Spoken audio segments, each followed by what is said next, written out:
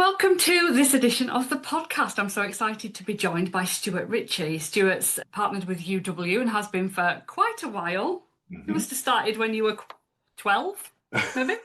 I'll take that. I'll take that. Thank you. Well, yeah, I've been with them since 2007. So, yeah, nearly a couple of decades, isn't it? Yeah, a long time. So do you want to tell people a little bit about what you did before and what got you started? Sure, absolutely. Most of my background was finance industry, did a bit of property stuff immediately before joining. But yeah, and then I dabbled with a network marketing company at one point, shortly before UW. I joined in 2005 when I was looking for a job. But it was one of those stories that I'm sure people are familiar with where I didn't find the right company for me the first time. And I don't think I was quite ready for it. So it was a year's experience, but it did light my fire and it did show me what was possible. I went to one of their big conventions with thousands of people and saw people getting rewarded on stage and recognized and just wanted to be a part of that, but just didn't really have it in me at that point. I wasn't ready. So yeah, but it was a fire lighting moment. Yeah, sounds a bit like me. I joined a company in 2005 and then switched because it Okay. didn't it just didn't fit my life. It didn't seem right. Just something didn't align somewhere along the way. So yeah, Yeah. you've got to find your home, haven't you, I suppose? You have, and I found UW in the middle of 2007. So I was on a property course, and the guy said, "Look, you've got property, you know people with property. This might be an easy bolt-on." And that's what it looked like to me to start off with. I never realised where it would lead. It was just why not bolt it on thing. Yeah, makes sense. Yeah. And how did you get on at the beginning? So my sponsor very kindly on the day he recruited drove an hour and a half to come and see me. This was pre all the online stuff.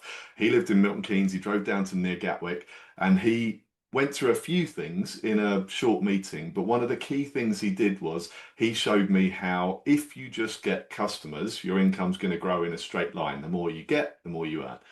But if you also build a team, he showed me how, as that team grows, it multiplies and multiplies, and your income grows vertically. And he said, which do you like the look of out of those two lines? And I said, the vertical one. And he said, great, go and build a team then. And I've no idea how many people he said that to. He may have said it to hundreds or thousands of people.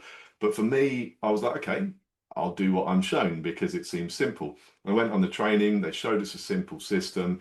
And on the way home from training, I was on the M4 because I'd gone to Bristol for my training and it was dark. It was about 10 o'clock at night.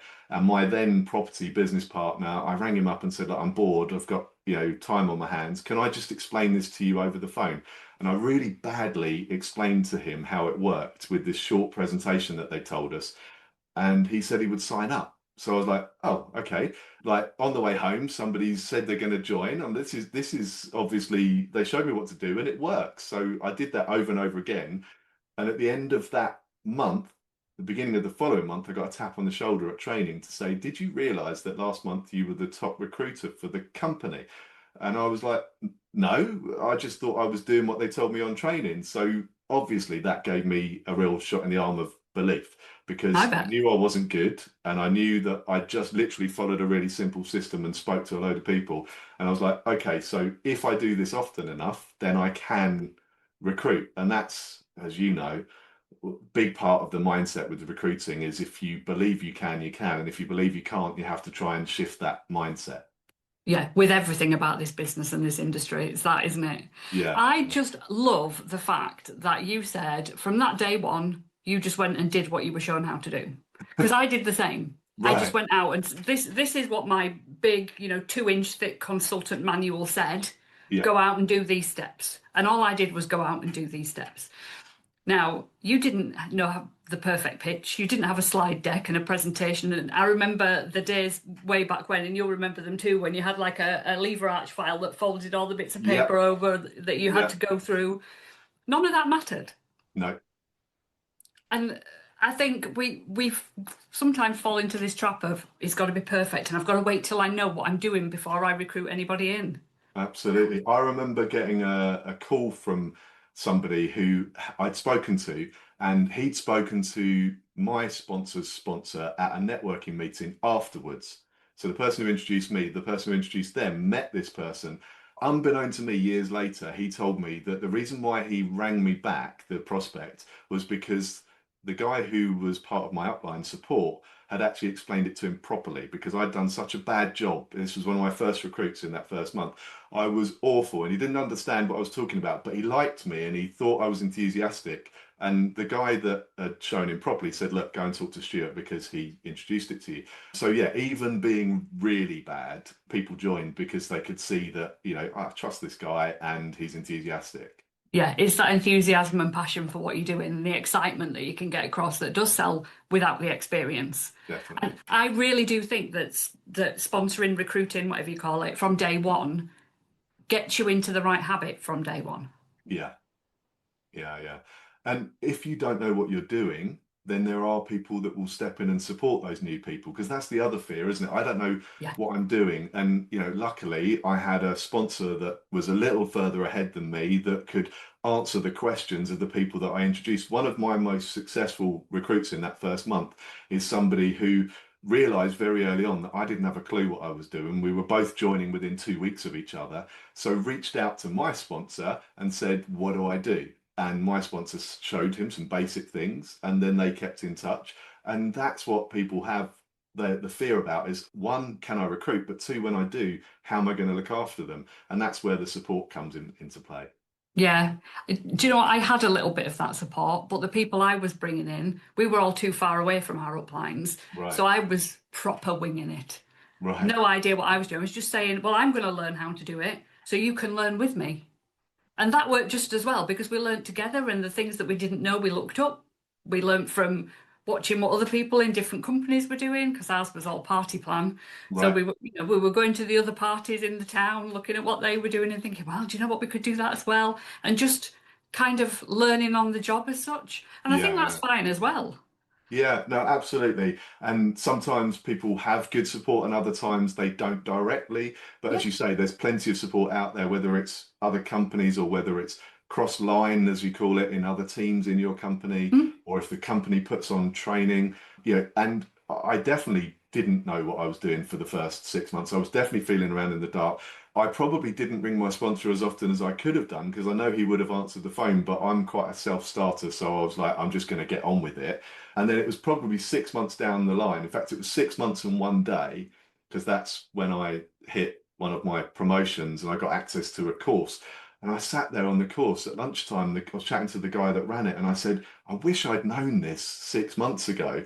And fun enough, they decided to bring that course earlier for people because they realized that some people need it earlier. But yeah, I was feeling around in the dark for that first 6 months. Yeah. And where has it taken you then? So 20, nearly 20 years on, where has it taken you, this network marketing journey? Wow, crikey, yeah. So I haven't had a proper job for how many years now? 14 years this year. This is not a proper job, is it? No, it really isn't. It's following your passion, helping other people, doing all those great things, and it doesn't feel like work, and that's been a joy.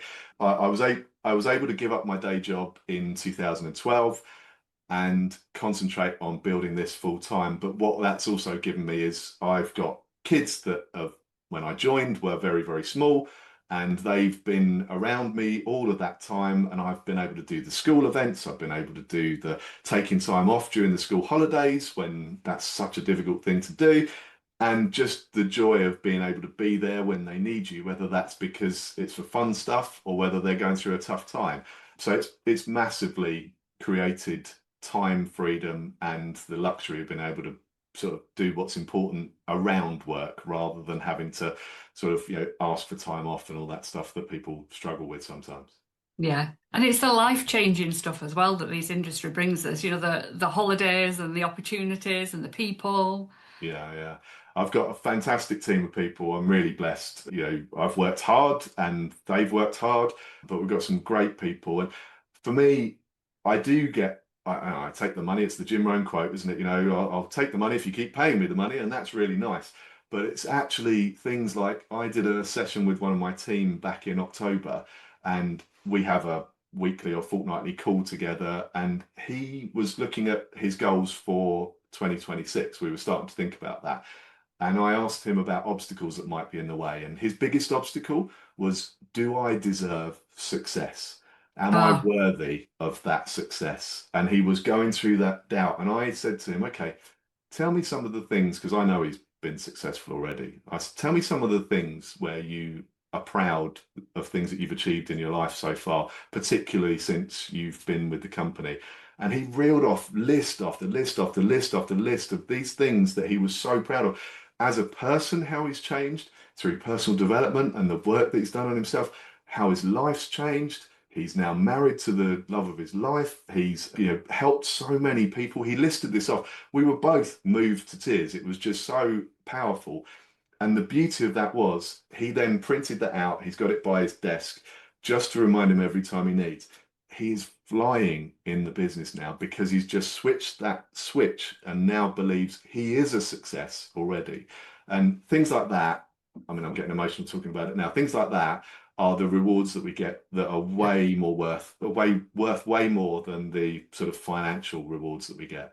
Oh gosh, yeah, absolutely. Helping other people grow as business owners, but as people as well, and seeing that belief come through that they can actually be successful and then get the success that they've been wanting is just the best feeling in the world. Yeah, definitely. Yeah. So So that yeah, belief is so, so important. And we know this. We yeah. were talking about this before. And, you know, was there a point in your business life when you didn't have that belief? Absolutely. And even though it was going well early on, there was still an amount of doubt. And I don't know whether it was because I was going through a tough time with the property business that I had. So I joined in 2007 and 2008, 9, the credit crunch hit and I got decimated. I went bankrupt in 2009. It was a really, really tough time. And that probably carried over into my experience and my confidence within UW. But there was a guy in the business who was a mentor of mine at the time, and we worked closely together. He just looked in my eyes and he said, I can see you've got a little bit of doubt. What is it that you've got that's holding you back? And actually, what turned it round was working on myself. The culture of personal development actually aligns with the story I was telling about the guy in the team who I was working with. Personal development for him and for me has been the turnaround thing. Doing that reading, associating with the right people, listening to the right things over time started to build my confidence. Then getting to the events and seeing other people just like me and thinking, well, if they can do it, maybe I can, and all of those things. And then doing the work and actually going to work and doing stuff that then pushes you a little bit out your comfort zone and stretching a little bit every day. And yeah, even things like I can remember being on stage and given my first chance to speak because I'd got a recognition and I had my notes in my hand and I was shaking my hands and you know now I stand on stage in front of a few thousand people, but that's 18 and a half years down the line and I love it and I'm not nervous at all. But that was a really slow, gradual journey over that time. And it's the business gives you so many opportunities to grow that I'm so grateful that I've had that. Yeah, I think that's what some people don't realize, do they? They see this success and this outward show of confidence, shall we say, that Yeah. has been built over time that they just want straight away and don't understand that actually this is a process. Yeah, yeah. I mean, one of the things that we did for our January kickoff event, so we run a January kickoff face-to-face event for the team, and we asked the speakers to bring in as many failures and learnings that they'd had throughout their journey. And that included those of us that have been in for a couple of decades nearly and still have made mistakes. And because that whole vulnerability and that authenticity, the audience sit there and go, "Oh, okay, I thought she was a superstar and he's a superstar, and how do they actually they make mistakes like me? Crikey!"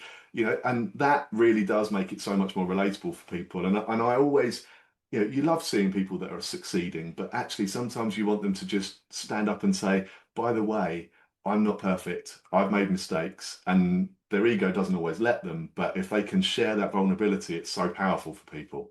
Yeah, people forget that people who have got to the top have made the mistakes. Mm, They haven't got there without making them. They've got and there still by do. making them. Yeah, And they yeah, still make the mistakes. yeah, Yeah, you're yeah. I right. mean, I make mistakes regularly, but I'm quicker to learn from them these days. Yeah, Yeah. yeah, Still making mistakes here as well. definitely, definitely. Yes. So I know that we both work very differently when it comes to building a business, Hmm. building a network marketing business, but we both do it in a way that aligns with us. Yeah, yeah. And we were having a discussion just before this podcast, and I thought we need to talk about this Okay. because I think it's so important that people understand there is not just one way to run a network marketing business. Yeah. There's so many different ways to do it, and you don't have to harm your reputation or a company or an industry reputation to do it. Absolutely. That we definitely are aligned on. Yes, yes, I love totally. your network marketing without the ick because there are some icky practices that I prefer to avoid. Yeah. Yeah. Go on, give us some examples. I mean, crikey, the biggest one that's come up recently has been send 50 to 100 cold messages a day to your team as a strategy. And that well, it doesn't align with what I want to be as a person and how I want to teach, but that just does damage to everybody. It it Mm, it doesn't connect with the person and build a relationship. And I know you're very keen on, this is about building relationships. Doesn't have to be for months and years, but building relationships and then offering opportunities when you think you've got a relationship where you can help that person. yes. This is just throw mud at the wall, see if it sticks, annoy 99 out of 100 people. And yes, you might find that one person, but what have you done with the 99? What does that do to your reputation? What does that do to your company and the industry? We're all affected by the techniques that some people use to get to the top. And maybe that aligns with a few people and maybe they've got to successful places. I know some of them talk about it a lot on their social media. This is the way I build my business. But for me, it's much more about having quality conversations with people. And yes, you can talk to a lot, but you need to build that relationship. Yeah, yeah, and you are very much of the same lines as me when it comes to this. Mm. That whole build the relationship, offer opportunities to help people to solve their problems, and make this about them and not you.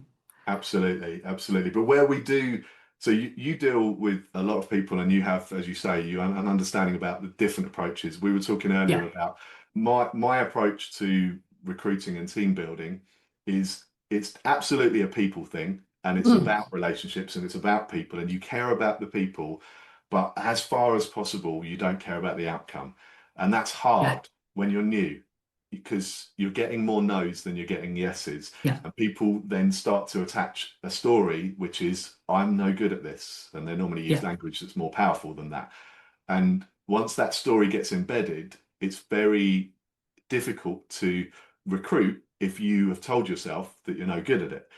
yeah, And my approach is very much to ask people to consider have you ever learned to do something? Like I usually use the driving analogy. Have you learned to get in a car when you didn't know what you were doing and you had somebody supporting you and you were prepared to make mistakes and you knew occasionally they grabbed the steering wheel, but you wanted to get to the destination. So you were learning how to do that and giving yourself permission to be yeah, not quite as good as you will be.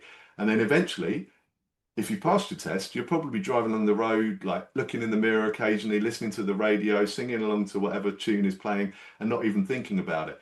And so I encourage them when they're struggling with recruiting to think, I'm learning to recruit is the first yeah, mindset shift. And then they can make mistakes and it's yeah, okay. And then they can feel, actually, I'm getting better. And then eventually they may well get to the point where they're like, I'm really good at this. One of my colleagues describes it as being a lean, mean recruiting machine, is the way he sees himself, but he didn't start there. So, from a mindset perspective, that for me is how I ask people to shift. But I also try and get them to think about Go for No, the book by Richard and yeah, Andrea, yeah, and just understand that they're going to collect no's and they're going to collect yeses. And you can follow up on the no's later and you can help the yeses now. And if you do that and you can take the emotion out as much as possible, it becomes much less of a roller coaster. yeah, And I know it's easier for some than others. yeah, definitely. I think, and I say this a lot, that method works so well for probably half the population. Mm, The other half is very much, I am a total people pleaser. I hate it when people say no to me. I need to find another way of doing this. Yeah, yeah, But you're still going to get the no's. yeah, And it is all about detaching yourself from the no's, isn't it? It's totally moving that feeling that you've got around it all being about you, yeah, and they're saying no to you. They're not saying no to you, they're saying no to the opportunity. yeah, And I yeah, think moving that shift in your brain so that you can go and speak to people about this, then it's an absolutely amazing thing to do. yeah. And yeah, You've probably I come think, across, go on, go carry on, on. sorry. I There was you going to say, go. you've probably come across Paula Pritchard, who's written some great books, but one of her books that she spoke about the clock face in terms of motivation for prospects, and I find this helps people when they're struggling with when things are, people's decisions and the outcomes. So very briefly, the short version is if you imagine a clock like an old-fashioned clock with 12, 3, 6, 9, top right-hand quadrant, those people think life is perfect. If we prospect them, chances are they may say no, not because we did a bad job, but because life is perfect. Bottom quadrant, 3 to 6, on the right hand side, they've got niggles. Catch them at the right moment, they may join. 6 to 9, that quadrant have got problems that if you come to them, maybe they've heard there's going to be redundancies or their business is having a bit of difficulty. You approach them, they'll probably join. You didn't get better at it, they just were in a better place. And then, or in a worse place in that instance, though the motivation was The place higher. for joining. Yeah, and then the 9 to 12 quadrant on the top left, those people, the stuff's gone so wrong that they're out there looking for a solution. And if you aren't the person they approach, if you just happen to stumble across them, they will probably bite your hand off. But understanding that that is what drives whether people join, as long as you've got a good heart and you're actually going at it with their intentions and what they need as the primary focus, that frees people up from feeling like it's my fault. And the other thing it does is, have you ever had anything in your life change, like things get better or things worse? Like if you look All at the the last time. 5 years, all the time. All the time. So do they.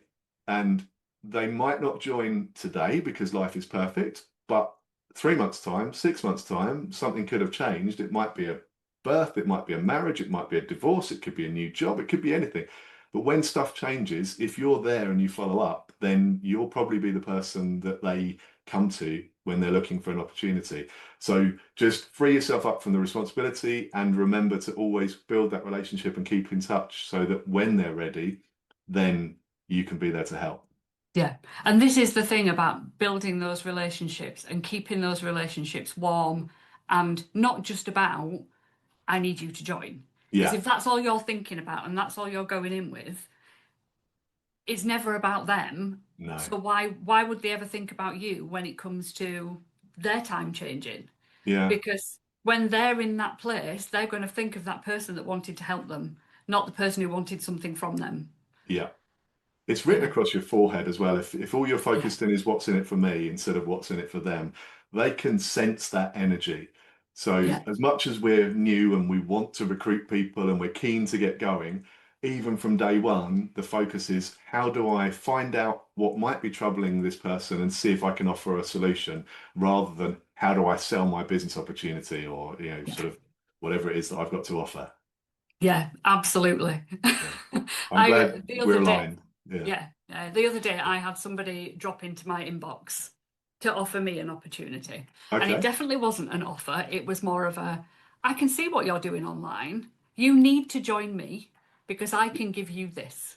And I want you to join my team so I can have you in my team, basically. Like, really? You've just done, I don't know who you are, never met you before, not even in my world. Just add friend, drop into message, that. Thinking, what the heck? Who is teaching people that? Yeah, yeah. Sadly, some people that have got to quite senior positions in Mhm. certain companies in the industry, and that's their, and I think that's the sort of thing that flashes and explodes and then falls apart as well. If you're teaching that sort of system to people, it will get you short-term growth because you do enough of anything, people will join, but it will just be the culture that you're creating is not sustainable. I'm very much, I've been with this company for 18 and a half years. I'm very much about building something that's solid and sustainable and that's going to pay you for years and decades. And, the business is willable. I've just been updating my will recently, so my kids know that they've got this passive income stream that carries on when I'm no longer here. That's why I'm building the business, not to make so many thousands this year. It's to make long-term income that changes my life and my kids' life forever. Yeah, which will only come by keeping those relationships built and building more. Yeah, Yeah, absolutely. And having the systems and processes in place so that it's duplicatable all the way through your downline, you are which speaking to the you've got. converted. Yeah, yeah. You are hot on systems and processes and habits, Stuart. I very One much reason I got am. you on here. Yeah, yeah. Well, literally, I know, and it's James Clear who wrote the book Atomic Habits. Oh, He genius uses book. this. Is that behind me? I'm sure it is. I've got a box full that need to go up on a bookshelf because I moved not that long ago and the bookshelf hasn't gone up yet. But James Clear, Atomic Habits, and it's a quote that many will have heard if they've read the book, is that we don't rise to the level of our goals, we fall to the level of our systems. And by systems, he means habits. And yeah, how we feel day to day, moment to moment, definitely can, if we're not focused on systems, it can have a big impact on how productive we are.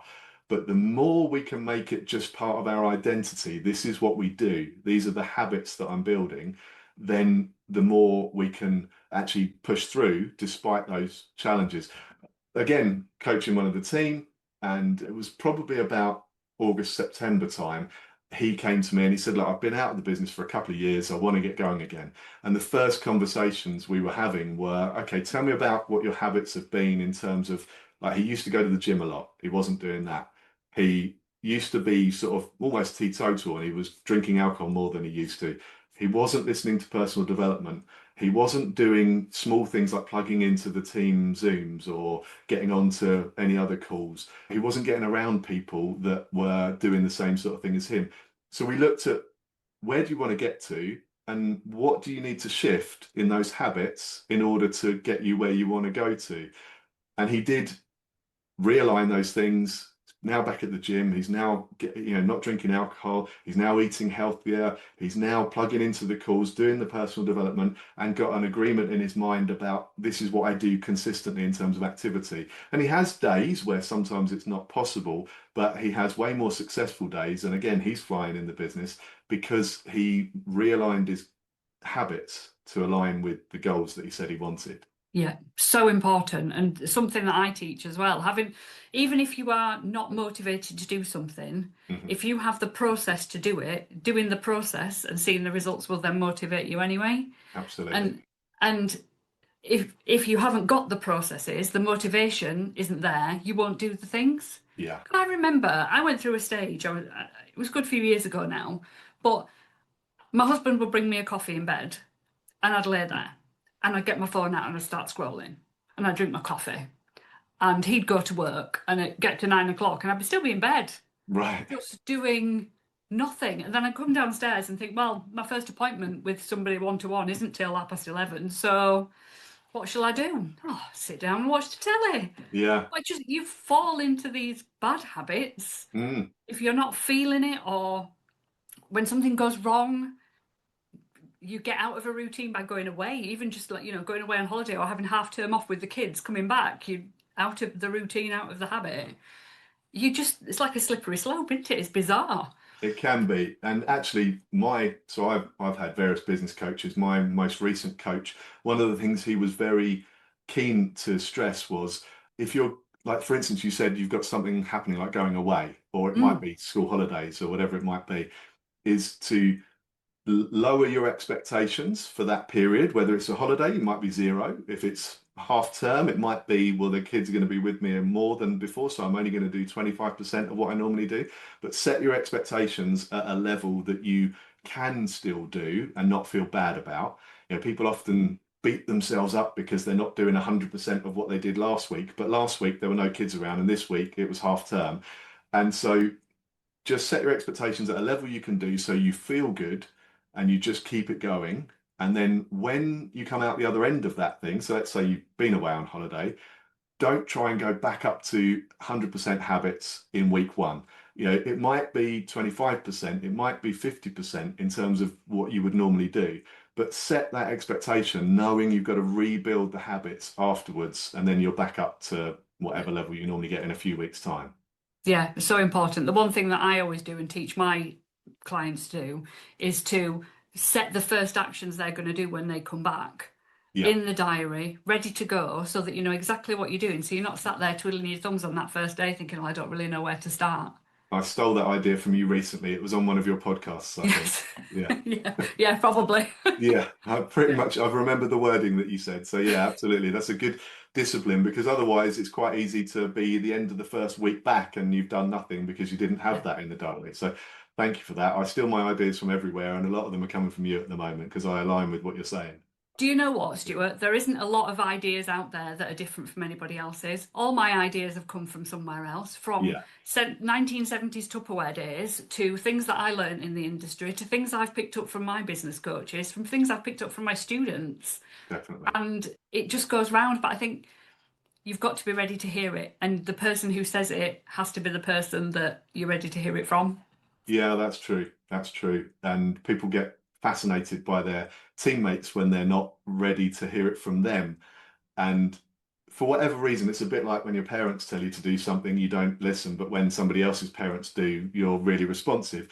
So people plugging into trainings like yours and your communities and things like that, if they plug their team in as well, then those people are going to get to hear the message from you. That's probably the same message their sponsor said, but you come without the same relationship, without the same potential of bias in their mind, Yeah, and they're yeah, yeah. free to listen because they know you're just doing it out of wanting people to learn and grow rather than sort of, oh, you happen to be in my team, so you must have an agenda. And I know people don't, they're doing it with good heart, but you make it accessible. So thank you for that. Yeah. And sometimes it can be just something that is said in a slightly different way. Hmm. And the people have just go, oh my gosh, I get it now. Or a different surrounding area, or, it's just a different time of day. Mm. I, I remember I say the same things over and over and over again in my mastermind and my membership, over and over again. And there was a lady there the other day, and she went, God, I've never heard that before, what you've just said there. I was like, not going to say it, but yeah, you have several times. And I think I've said it on one-to-ones with you as well, but I'm not going to say anything. I said, oh, brilliant. Great, you've got it. Amazing. Go and do Yeah. it.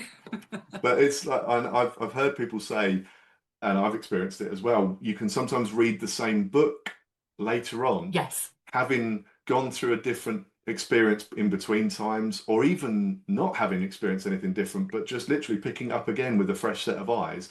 And you can, that wasn't there the first time I read this. Yeah, how can I not have remembered this whole chapter about something that was really important? So yeah, it's you've got to be in the right place, and the message has got to come from the right place to hear it as well. Yeah, I think also that they call it new level, new devil. So you'll hit a place in your business that has got really tough, and you'll Right. get through that, and you'll build your next level of confidence. Everything you hear from that point will have a totally different meaning from the stuff that you heard at the point below. Right. So when you go back to the conferences and the trainings at that level, you're hearing things from a totally different aspect. Yeah. The next level, same thing happens again and again and again. So going back and looking at things with your new different level of leadership head on, or different level of business, or after a massive failing, it's fascinating. At the extreme, also, one of my colleagues who's just been promoted to a senior level in the business, he did a interview, and one of his top tips was he has 10 books, personal development books. They're the only books that he reads over and over again. He cycles through these 10 books whenever he needs them because he knows that those fundamental things that he's listening to are critical for his success and he needs to keep reminding himself of that. And it doesn't mean he doesn't listen to the odd thing like a podcast or other input, but when he wants to sit down and read, he's got a structure. He's a very structured guy like me, and he literally reads those 10 books over and over again. Which I found fascinating because that's way more discipline. I mean, I'm disciplined, but that is way more discipline than me. Yeah, I think that's where we massively differ because you are so disciplined with right. your systems and structures, and I'm kind of half wing it and half structure. I realised though that I did used to, or I wung it in the past, as you said on one of your podcasts recently. So yeah, I think I've become more systemized and more about habits and more about trying to eliminate how I feel out of the equation Yeah. over time. You're definitely right. It's not easy for everybody, And it's No. definitely not easy when you're new in the business. And that's the sort of thing to remember. When you feel like you've got a different level of confidence when you've been in for a long time, you have to remember what it was like for the new people when they didn't have that. So, yeah, I'm always trying to be sympathetic to that and put myself in their shoes because it's been a while. And yeah, Yeah, hasn't yeah, it? Yeah, I keep thinking that. Gosh, so long ago since we started. definitely. So we're going to leave it, but before we do disappear, what one tip would you give to somebody who's in the industry, wants to make it big? Somebody that wants to make it big is to learn that principle about you are the average of the five people that you associate with the most. And if you want to make it big, you need to find out how can I get around the people that I align with that have got where I want to go. And Yeah, that align with bit is really critical. There will be people that have got there that don't align with how you want to do it, and you can learn from them, but often it's about the bits that I don't want to do and just cherry pick the bits you do. But if you get around people that have got that level of belief and they are a role model for you and you plug into them, whether it's calls, whether it's face to face, whether it's reading their books if they brought books out, then you are much more likely to become the sixth person in that group of five in terms of success because you've spent your time around them. yeah, you're so right. Yeah, definitely. Thank you Fabulous. so much, Stuart, for coming on and talking to me You're today. welcome. I've really enjoyed it. Good. And whereabouts can people find you if they want to come and stalk you on socials? LinkedIn is always good if you want to connect with me on there. You can put the link in the show notes if you want, or Yeah, we'll people can do. find me. It's Stuart with a UA and Ritchie, Ritchie. People usually drop the T, but that's Lionel rather than Guy. So yeah, Stuart Ritchie on LinkedIn. I've just launched a new TikTok channel, so if you can find me on there, feel free. But it's very new, very embryonic. So you might find on the new channel that there's some stuff that you want to sort of observe and see how that's going on. So feel free to find me on TikTok as well. But I want feedback on that one because that's a brand new experiment. So yeah, Oh, good luck with that. TikTok's a whole new kettle of fish. it is. I'm learning lots. I'm learning lots. Yeah, Brilliant. Thank you so much. you're welcome. See you soon.